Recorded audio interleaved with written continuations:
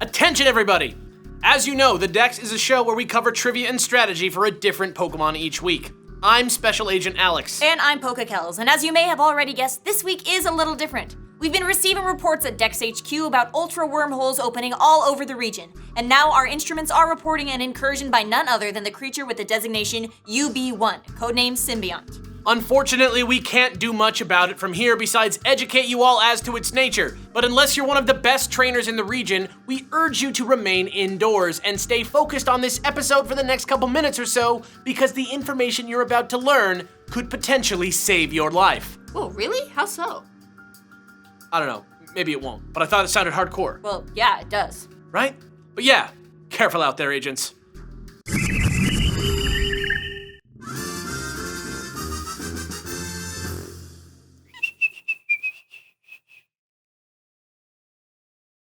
UB1 is also known as Nihilego, or the parasite Pokemon, though that may not necessarily be correct since Nihilego is actually an Ultra Beast, meaning it comes from a different dimension than the one Pokemon Sun and Moon takes place in. In fact, it's only by traveling through Ultra wormholes that it and its fellow Ultra Beasts can even make their way here from Ultra space, so who's to say what it is exactly? In fact, the only real evidence we have to go on at all comes from game director Shigeru Umori, who said in an interview that Ultra Beasts were Pokemon's take on invasive species, meaning species in nature that are introduced to a new habitat and thrive there at the expense of the natural inhabitants. This gets us especially jacked because it means the game's creators think about Pokemon ecology just as much as nerds like us do. Or agents, we're agents today. Of course, to get to the bottom of its origin, we should also take a look at its design. Its body, for example, even though it constantly changes shape, seems to be made of a glass-like substance, leaving it with an appearance that looks something like a humanoid jellyfish. If we get more precise, it looks like the Aurelia aretha, and we know that's probably right because guess what Aurelia aretha's common name is? That's right, the freaking moon jellyfish. The International Police calls this thing a symbiont because a symbiont refers to a creature living in a symbiotic relationship with another. We've covered many relationships like this on the Dex before, but since we're in a state of emergency here, I'll take the liberty of reminding you that in a symbiotic relationship, at least one species in the relationship benefits in some way off the other. Early reports have shown this applies to Nihilego because it seems to be able to take control of both Pokemon and people, so be careful if you see this thing on the street. It should be noted, however, that this behavior is not exactly typical of a parasite since it takes on hosts of multiple species, and can therefore be also considered an actual predator. But even more than that, what we should all be concerned about is the benefit that it actually gets from controlling other people and Pokemon. In terms of in-game examples, the only two we have are Lusamine from the Aether Foundation and Guzma, the leader of Team Skull. Guzma describes the experience like so. My body, my mind, they started running wild and I couldn't do anything about it. It was like I became somebody else, and I finally felt what fear feels like. It was terrifying. Lusamine, on the other hand, doesn't tell us exactly what she's feeling, but she does become pretty violent when they're fused together at the game's climax, which is consistent with the Pokedex entry, which states people on the street report observing those infested by it suddenly becoming violent.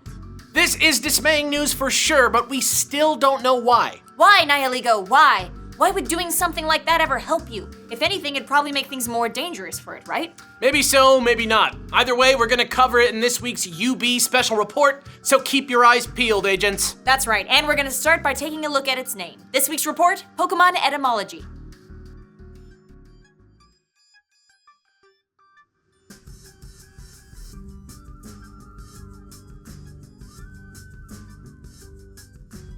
If you split up Nihilego, you get two Latin words, nihil, which means nothing, and ego, which means I or the self. If we look at it this way, you could say that Nihilego literally means I am nothing. Utsuroido, the Japanese name, comes from utsuro, which means hollow or void, and the word id, which is actually the counterpoint to ego.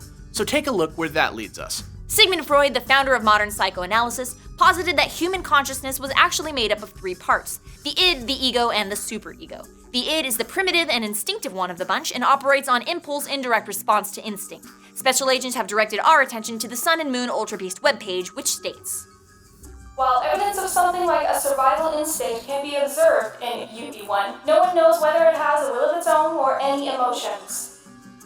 What we've concluded is that essentially, Nihilego is a creature without an ego, with nothing resembling a personality except for a basic survival instinct. And if that doesn't convince you by itself, it's the same for jellyfish. Without any real brain, they're just a bunch of nerve networks acting completely on instinct. But we won't know what Nihilego stands to gain until we look at the rest. The superego is the part of your consciousness that's concerned with the broader scope of society and controls your impulses on societal grounds. It's what makes you embarrassed, and it's why you can't really be embarrassed when you're by yourself. It's an entirely social construct. And the ego reasons out the other two to make all the decisions. For example, when your id says, "I'm hungry, I want that In-N-Out burger right effing now, no matter what," and your superego reminds you, "But if I steal this, I'll get in trouble." It's the ego that goes, "You know what? How about I just pay for the food so everyone's happy?" That's the ego. So if Nihilego lacks these components of its personality, it's likely that the thing it stands to gain from the parasitic-host relationship is actually filling that gap. Humans and Pokemon both have a complex society of norms and values, and that makes their egos and superegos a prime target for UB1. Perhaps that's why Guzma describes it as becoming someone else. And this is just speculation, but maybe that violent behavior everyone exhibits is just their deepest instincts finally sneaking out. Whatever the case, stay vigilant, agents. That's it for the special report.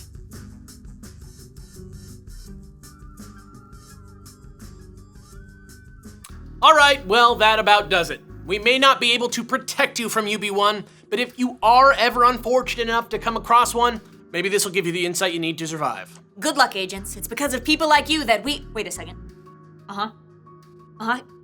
Yes, that's right, I understand. Great. You got that? Yes, folks, the report is in. UB1 has been approved as catchable for any international police agent recognized as the champion of Alola, and can be found in either Diglett's Tunnel or Wela Volcano Park. Just make sure you check in with Agent Looker first at the Rudate Motel on Akala Island. And now that some of you are cleared to catch one, you might as well learn how to use one. Basic VGC 17 battle training starts right now.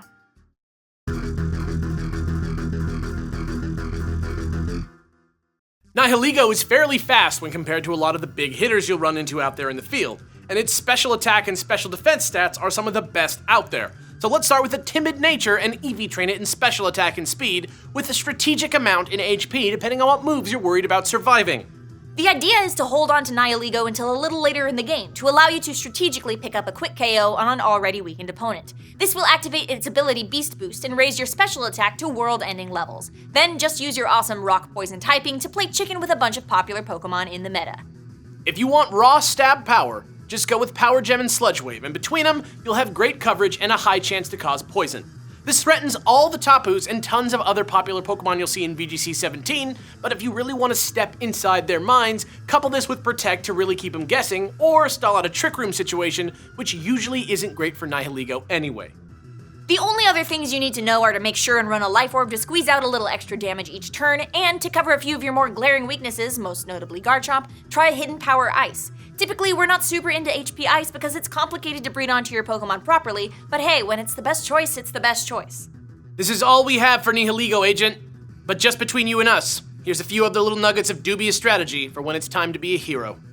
If you need an extra turn when Nihilego first comes out to guarantee that first KO, it's not a bad idea to switch out your Life Orb for a Focus Sash. Just remember that you might miss that extra damage in the clutch. Maybe you won't need it though, who knows? Another couple of Pokemon Nihilego sometimes has problems with are Gastrodon and Milotic, which can both soak up any of those attacks we said like a sponge. If you suspect either of them are in your future, it might not be a bad idea to bring a Nihilego with Grass Knot to the party instead of HP Ice. If you're rolling with Tapu Bulu, crazier trainers have been known to run Nihilego with a Grassy Seed to boost its defense in grassy terrain, and suddenly, after its power is literally halved, Earthquake doesn't seem so scary anymore, and you're in a much better position to keep your head down and power on through. And finally, if you're feeling extra rascally, you can actually run Nihilego itself with Trick Room. It's not really a condition you want to deal with when you're Nihilego, so if you sniff it out, use your Trick Room first and watch your opponent go insane as they literally watch their own Trick Room setter reverse the very condition it was meant to set up. Alright, Agent, so that's really it for this emergency bulletin. Hopefully this helps the world understand this Ultra Beast better going forward and prevents any potential tragedies from occurring. If you have any additional intelligence to share or you've sighted an Ultra Beast in your neighborhood, let us know in the comments below or report to our official Discord by following the link in the description.